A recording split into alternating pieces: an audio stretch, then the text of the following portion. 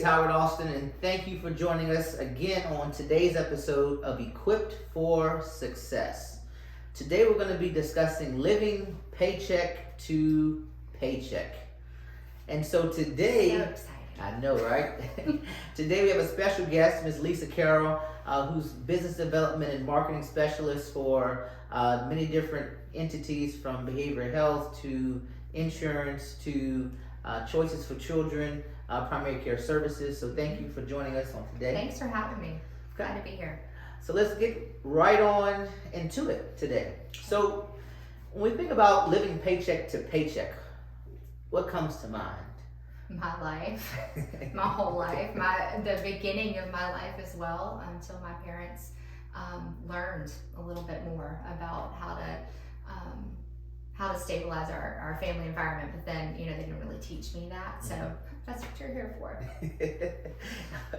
and so taking off of that, what comes to mind is financial freedom. Mm-hmm. Financial freedom ultimately comes to mind. And so I think that's a goal that we all aspire to achieve, is financial freedom. And so what is financial freedom? And so to me, it means, being able to live your life on purpose, intentionally. So being able to have the financial freedom to be able to do the things you want to be able to do them on your own time. Right. That's what financial freedom ultimately means to me.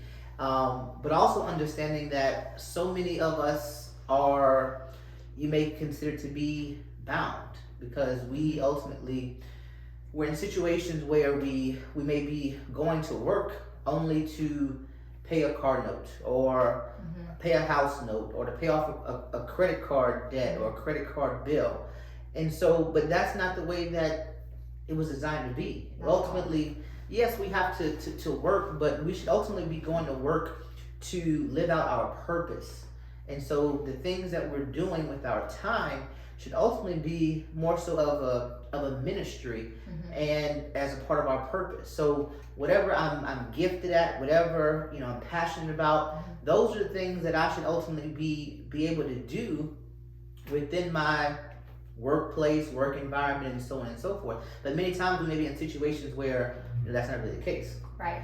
So we had to sacrifice the things that we were put on this earth to do in order to pay for a decision that we made, or whether that be children, or a house that maybe was a little bit above our means, or really bad habits. Y'all probably thought drugs and alcohol. That's not what I was thinking, but I have a painting and a plant habit. So I go to work to buy plants and to pay for my house note, and but I also enjoy my job. I have had the blessing of being in a place where my purpose is being encouraged, and I'm living out and utilizing my gifts daily. And so that is not everyone's story. And so, I have a little bit more psychological freedom as well. And there's not as much stress when you enjoy the job that you're going to. It doesn't seem necessarily at work, but that's not everybody's story. Right. And it affects a lot of things. So what's the step? Like, are you going to go big for us? Like, you're going to say, shoot for the moon, or are you going to give us some small steps to work with? The very first thing is that you talked about the psychological aspect of it. Yes. And that's so true, because everything starts in the mind. And so when it comes to financial freedom, first and foremost, we have to know that, I deserve it. I deserve to have financial freedom. And there's, many people that come from, different backgrounds and so on and so forth, and they may not even feel that, I deserve it, and then B, it's possible. And so the very first thing, of course, is to just get started. Get started somewhere and with something. So when it comes to, we have to create a plan. I call it a personal wealth empowerment plan. And so that's going to be inclusive of a lot of different things in which we'll kind of discuss, but kind of going back to the psychological aspect of things. One thing that you mentioned is that when you don't have that financial freedom, many times you're making decisions based upon survival mode and not based upon what's the best long-term decision that's going to be most beneficial for myself, for my family, so on and so forth. And so when we have that financial freedom, it allows us to make certain long-term decisions, which are the best decisions, as opposed to just operating just based upon that fight or flight survival type of mode. When we have that financial freedom, it also allows us more security, which provides us with less stress and more confidence.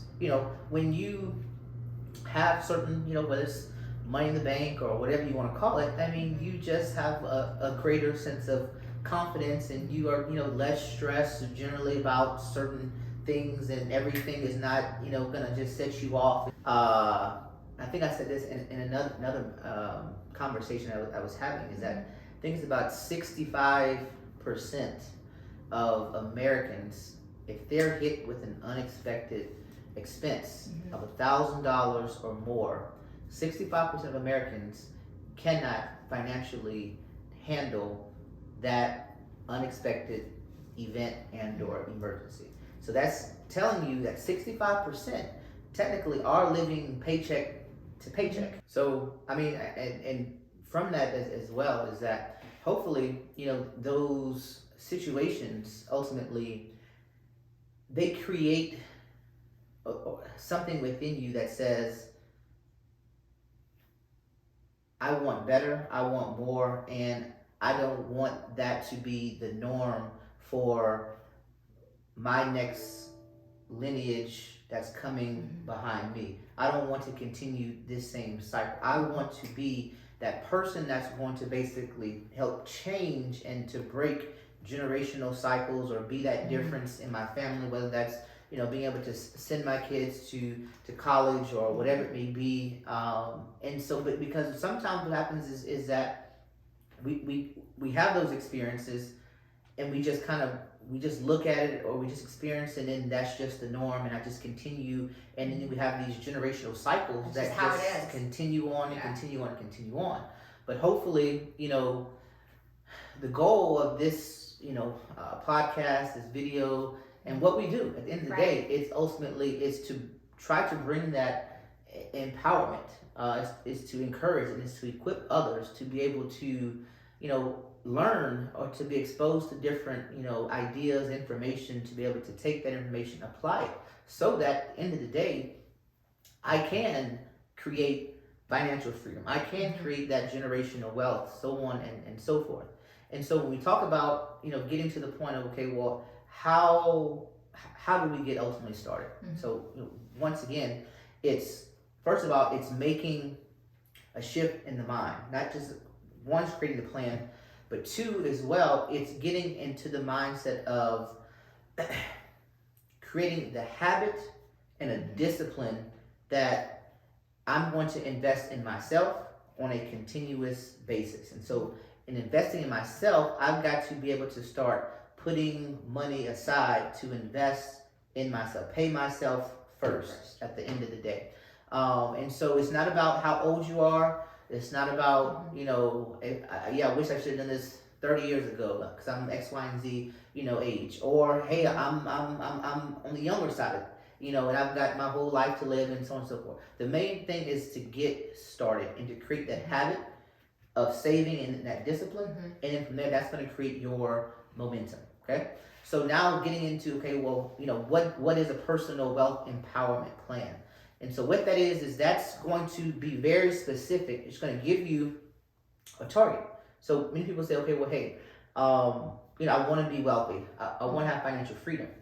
But also understanding that number is going to be different for each individual person based upon your living situation, your income, versus my living situation and my income. Because if I'm a single male with no kids, and let's say we both make $50,000 a year, and if I'm single with no kids, and if you are a single mom and you have 2 kids or 3 kids or so on and so forth, well, it's going to take more resources for me to create you to create financial freedom than for myself if I'm a single male with no kids and so on and so forth.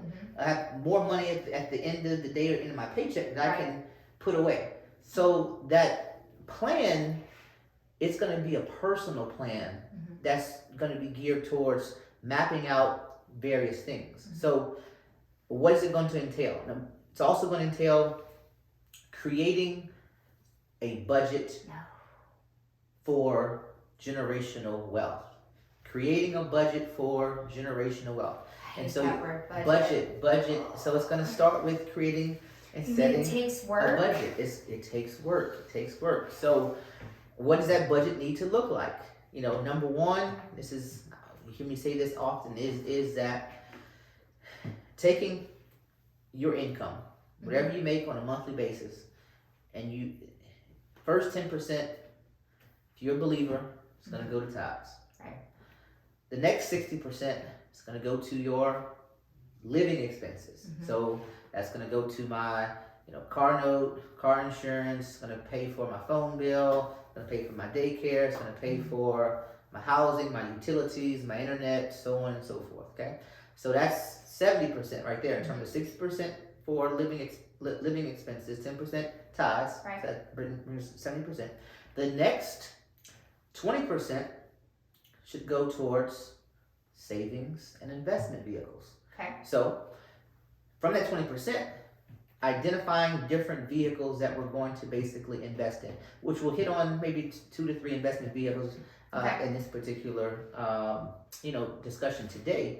But 20% of my income needs to be going into savings. So if I make $1,000 a month, then 20% of that needs to go do math. to- No, we're not good at it. So $1,000, so 20%, which would be $200, There you needs go. to be going into some sort of savings or investment. There you go.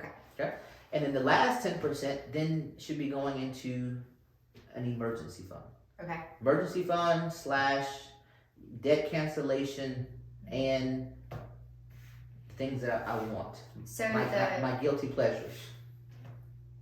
However you want to take that 10% and split it, but it's gonna be your emergency fund, debt cancellation, and guilty pleasures.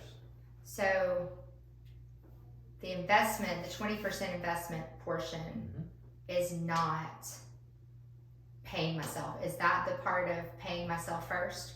It is. Or is that the other 10%? It is. So 10% go if you believe it, 10% first, 10% goes to God. Right. I'm saying the last 10%. The last 10%, that's your emergency fund that we talked about earlier. We said, do we check our bank account? Not check our bank account. Well, if I have an emergency fund that has a certain amount, even if, let's just say, my checking account is running kind of low, I have this emergency fund that is an overdraft to my checking account, and so that's like 10% liquid cash that I have in terms of any sort of emergencies that come about. Okay, got it. How much money should I have in my emergency account? 6 months. 6 months worth of income. 6 months of not only income, but more so 6 months of living expenses.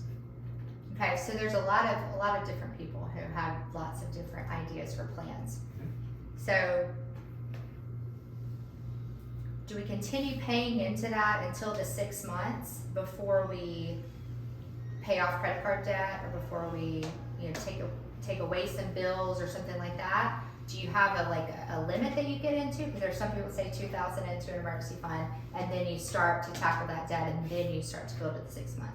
So where do you prioritize that emergency fund and then your other debts that you can eliminate eventually? Well, I believe that, you want to, once again, pay yourself something first, but also it's looking at what is it costing me in terms of that debt, that credit card expense. When I look at the interest rate or the amount of interest that I'm paying on a monthly basis, is this one of my factors that's hindering me from being able to truly contribute to that 10% to get me to 6 months in emergency funds?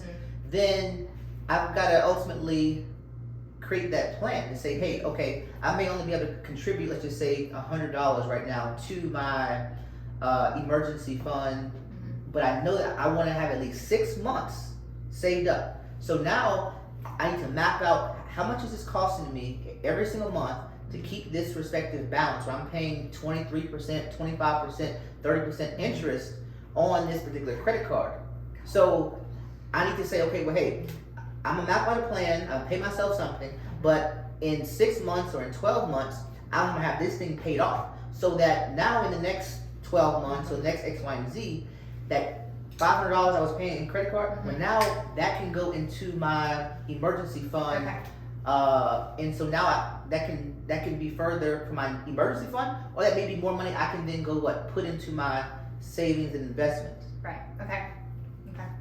So, so that's what I would say in regards to how we handle that 10%. Now, the next thing that we want to basically do, or a few stats that I'll share with you as well, is that only 30% of Americans have an actual financial plan. I believe that. So when we say old, young, whatever our age range is, we all want to most people want to be rich. Most people want to take trips. Most people want to do what they want to do. Most people want financial freedom. But do you have a plan? And do you know how much money you ultimately need in order to get to where it is that you want to ultimately be? So you got to create that plan. So we're looking at 30% of Americans. So let's just put that down on a math scale that I can understand. 70% don't. 70% don't. So 7 out of 10. And so if you have a group of your 3 friends, you and 2 other friends, probably only one of you. Like look around your circle, probably only one of you. Right? That's 33%. 33%, yeah. Okay. So 1 out of every 3, or you can say 7 out of every 10. Yeah. Do not have a financial plan. Now, I don't want to get too far off on this particular subject as well, but don't talk about my friends.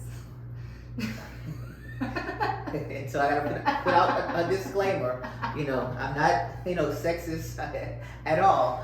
But women. Well, I didn't know where you were going with this. But women are 27% more likely to have no or less retirement savings than men. What do you think about that? Well, I'd be telling on my business right now. But the reason that I don't have retirement savings right now in the form of like a 401k, which is a lot of stuff that we talked about in the last podcast, is because I withdrew mine and took all of those penalties in order to cover other people I used to have in my life. Okay. And so because they didn't have a plan, and they were not the wise leader in my home when it came to finances, and so we're always living behind. And it was very interesting that when that was no longer a variable, how much money I had. It's incredible. But yeah, I mean that's one of the reasons I have invested. I talked about in the last one. I've invested in life insurance for me and my kids, and so that's part of my retirement savings is the ability to pull from that. Okay. And so the other fact or stat, and I'll move on to the next, item that's going to be needed in that personal empowerment, wealth plan. But 1 out of every 4 African American households have either a $0 net worth or a negative net worth. And that's just sad. It's just devastating. It really is. And so when we look at, of course, African Americans, blacks, we look at women, we look at other minorities. When you look at minorities as a whole, so whether that's blacks, Hispanics, women's, other minority groups, there's alarming data and numbers that show how minority groups are behind when it comes to financial freedom, financial empowerment, being able to create and retain generational wealth. And so that's something that I definitely want to be a part of ultimately solving or helping to bring greater awareness, I should say, to those respective groups, knowing that one out of every 4 African Americans has either zero net worth or negative net worth. Talking about that, so part of the personal empowerment wealth plan, the next item kind of falls in line with that, which is understanding my economic value.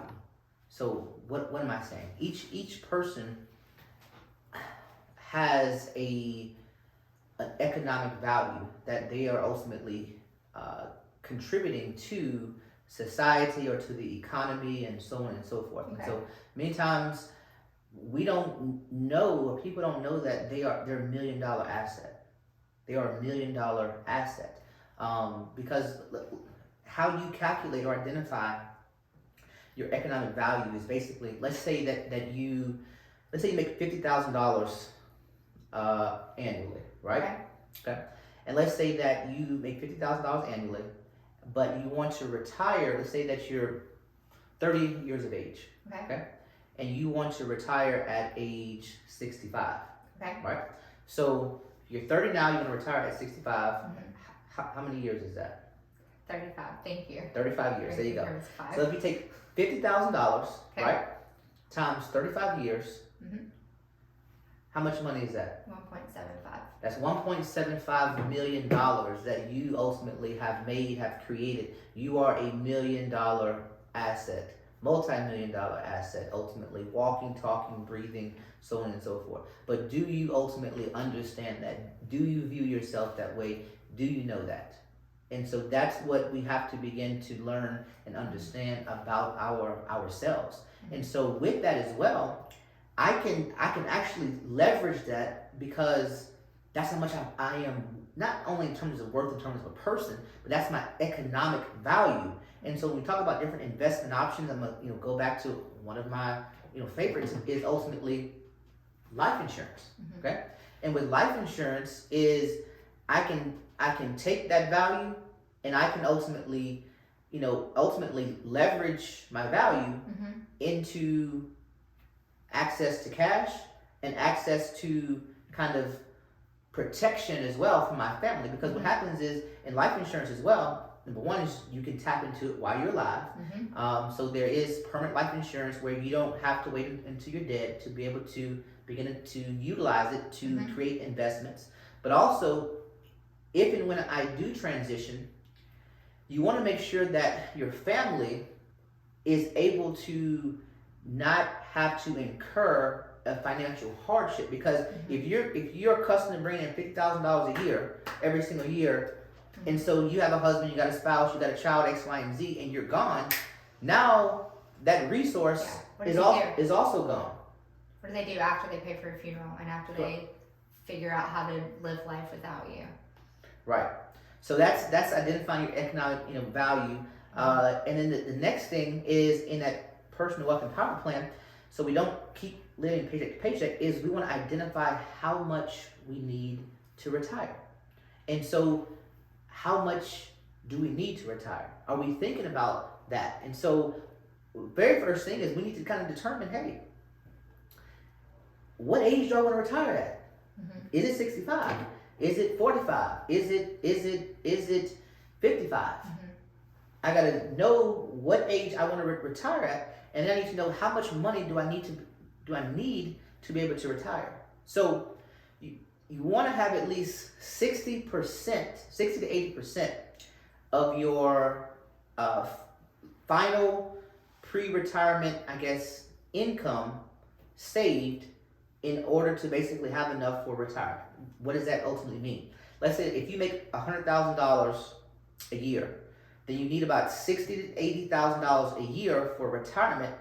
Then you're going to multiply that by the number of years you plan to be retired. So let's just say that if I make $100,000 a year, take 60%, that I need $60,000.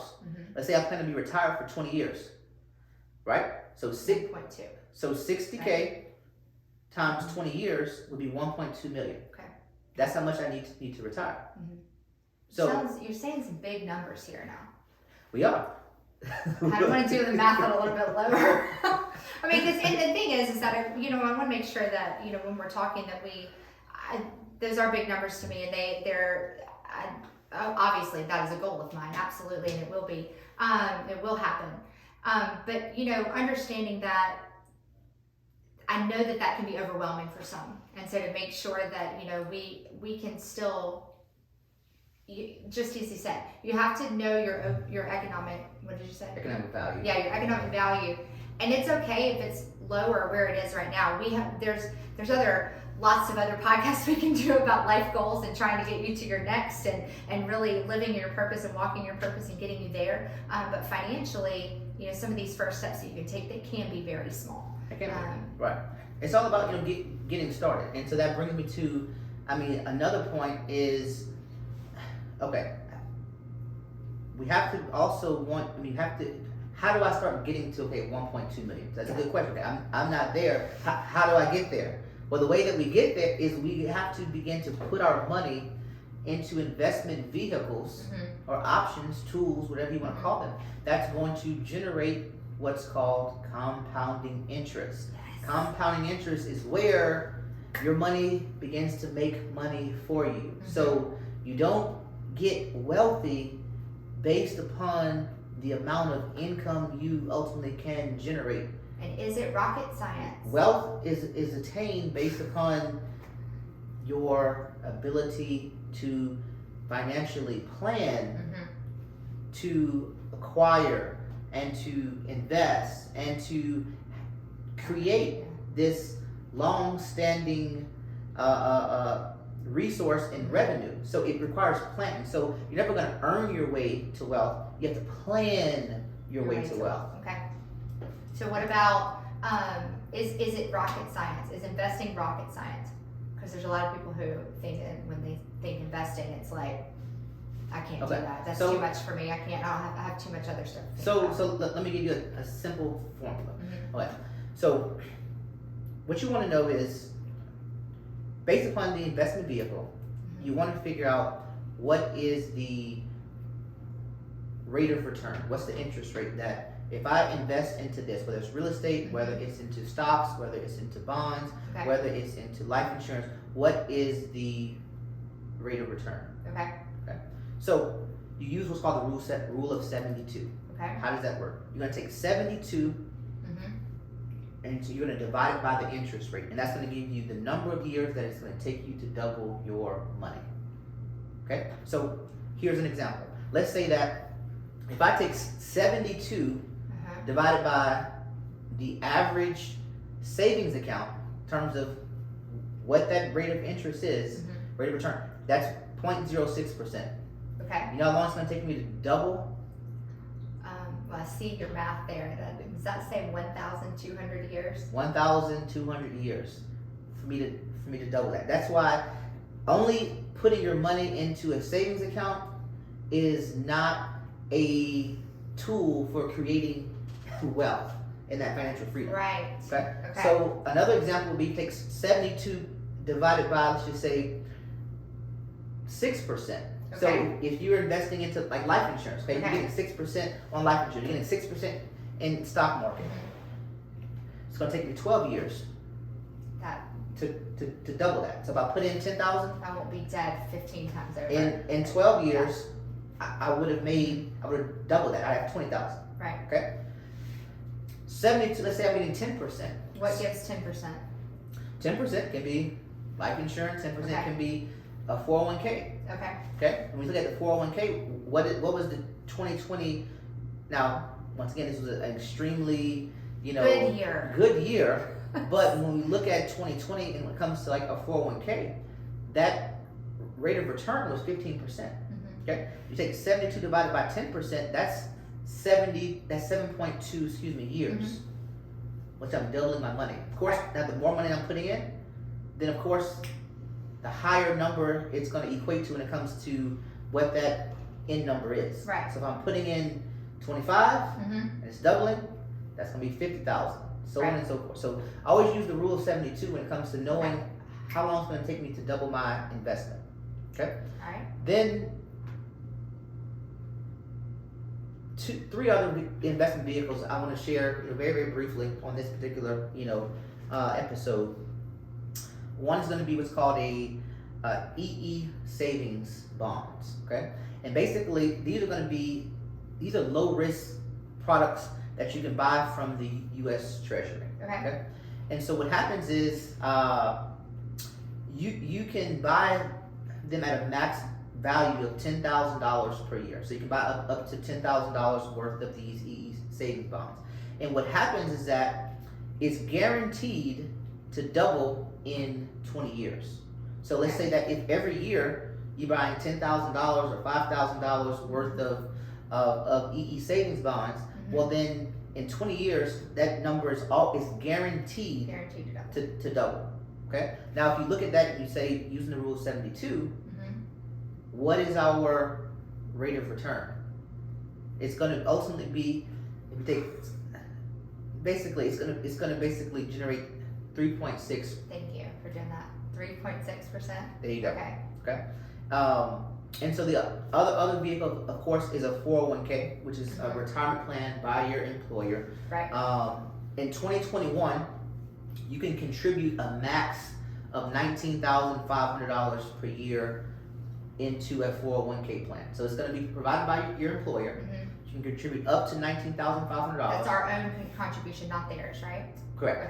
Okay. And then for people that are ages 50 and older, you can contribute $26,500 to that particular plan. So if I'm doing a savings bond and I have the 10,000, it's a completely different avenue. So I have another cap. So I have the 10, and if I do 10 savings bonds, and then I have the 19. Correct. Okay, got it. That's correct. Okay. And so as I mentioned, the average return in 2020 was 15% in a 401k, and over the past 3 years, the average return has been 10% though. Okay.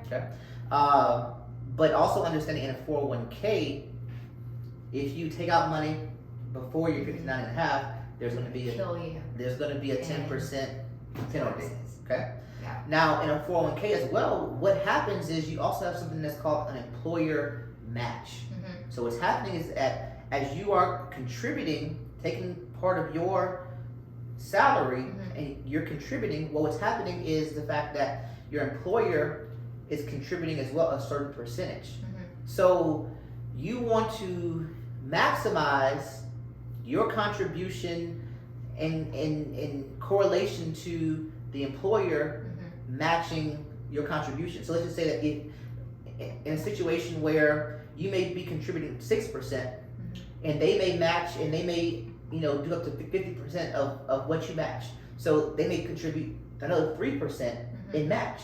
So now you're talking about you got 9% that's being contributed to your respective 401k and investment portfolio. Right. So you want to maximize on that. So that's another aspect to explore. And then when it comes to a 401k, you have your traditional 401k, which is basically you're taking your pre-tax dollars and you're making your contribution. So what does that basically mean? That means that when you get paid, let's say you get paid $1,000 a month. So before taxes are deducted, it's taking whatever that portion is that you're contributing. So it's not being taxed yet, and it's being invested into the 401k. That's going to be a traditional 401k. A Roth is going to be basically where you get paid $1,000. You're going to have those taxes taken out, and let's say that now your net is, let's just say $850. You take from that $850, and then you are making a contribution into the 401k so it'd be the account. 3% or whatever percentage of the 850 instead of 3% of the 1,000. Correct. Okay. So in that traditional amount, you're going to get taxed on the back end whenever you basically pull it out. Right. And the Roth, you've already been taxed on the money. So whenever you pull it out after year 59 and a half, you don't incur those taxes. Okay. After 59 and a half. Before 59 and a half, you're still going to get a penalty for withdrawing it early. So they're going to tax you before and after. If you are pull it pulling out out, before. there you go. Okay. And then you also have an IRA. Uh-huh. Don't get it. You also have an IRA, which is an independent retirement account. So this is, let's say that your employer may not have a 401k. You can go set up your own independent retirement account with a brokerage firm or whatever it may be, and you have your own independent retirement account. Now the contribution is only $6,000, and that's the cap a year. That's the cap a year, and it's $7,000 for those that are aged 50 years or older. Okay. And so historically, those have basically generated somewhere between 7 to 10% average annual returns. Okay, so that 3% we were like at what, 20 years, and then the 6% was like 12 years to get your return, and then the 10% and above it was 7.2. Yeah. Okay. Yeah. So when you're looking at different investment vehicles, you want to study what's the average, rate of return that your money is going to make in this respective investment vehicle. So how do we ultimately begin, to stop living from paycheck to paycheck? One, it starts in our mind. Understanding that we first have to have a plan. We first have to know that it's possible. We first have to know that, we were created to succeed. And understanding as well our economic value, that you are a walking asset, millionaire. That's what you are. You're going to generate that in your lifespan. And so you're making sure that you want to leverage that, and creating that plan in place to know specifically, how much I need to be able to retire, to be able to make sure I have an inheritance that I'm able to pass on. I'm exploring those investment vehicles, and then understanding what age do I want to retire. Creating that budget, creating those plans, and then as we do that, that sets us up on the path to no longer have to live from paycheck to paycheck. And I think it's important too, as we've talked about, it doesn't matter when you start. It you may have to work a little bit harder, or you may have to retire a little bit later if you start too late. But we can't fix the past. We're going to move on to the future. And so, wherever you are now, thinking about what are those avenues, and who do I talk to? Who do I find that are going to know the ins and outs? Obviously, we're going to have another meeting after this one, because I got to get my life straight really quickly to make sure that I'm setting myself and my kids up. Because right now they want to go to Disney World. I have no idea how that's going to happen, but it's because I don't have a plan. And so, you can always start. You can start wherever you are, and you can start small, and we can, continue to make that plan reach bigger and bigger goals. So thank you for joining us on today's episode of Equipped for Success. How we go from living from paycheck to paycheck to creating that financial freedom that we all desire and that we all can achieve and accomplish.